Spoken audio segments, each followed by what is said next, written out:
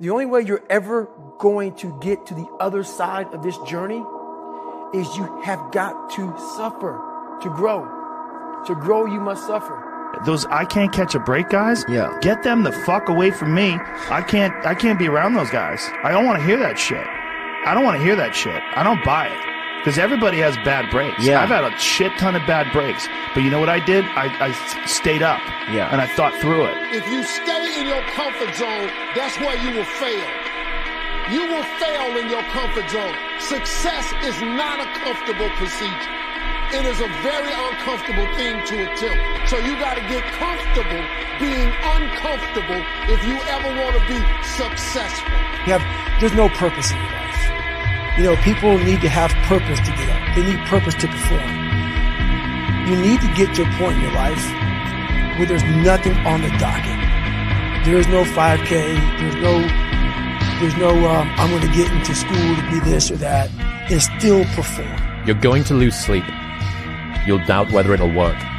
You'll stress to make ends meet. You won't finish your to-do list. You'll wonder whether you made the right call and have no way to know for years. This is what hard feels like, and that's okay. Everything worth doing is hard, and the more worth doing it is, the harder it is. The greater the payoff, the greater the hardship. If it's hard, good. It means no one else will do it. Want to be ordinary? You ain't even got to listen to me. Just go on about your business. If you think ordinary is cool, ain't no problem. It's some really, really wonderful ordinary people. But if you are sitting in this room and you have extraordinary aspirations, then you're going to have to do extra. Fucked up everything I've ever done 100 times. There's no other way to do it. And I've had a bunch of shitty breaks. Everybody has. But you got to realize when you have those shitty breaks what that is. You got to be like, bro, you got to fucking stop. You got to stop with all this I can't catch a break bullshit. All the time you're complaining, you could be instead hustling. You could be instead chasing your dream. You could be instead figuring out what you're doing wrong, trying to improve certain aspects of your life, getting your shit together, reading a book, meditating, something. Fucking something. But you're up 2-0. What's the story? Are you not happy, or you're only half happy, or? Still to be happy about. You're up 2-0. Job's not finished. Job finished? I don't think so. Okay. Inside, baby. Side to side. Move your head. Watch him now. Watch him. Right, remember, he's got two hands, right?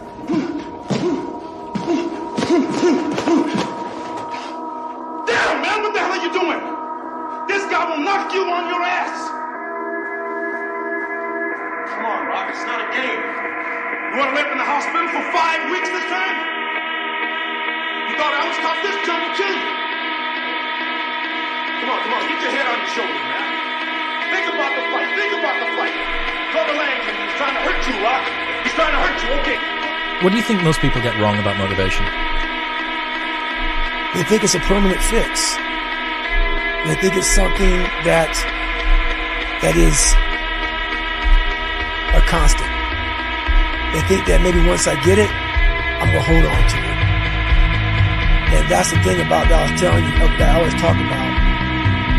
Nothing is permanent. Nothing is permanent. And a lot of times you have to learn to perform without motivation.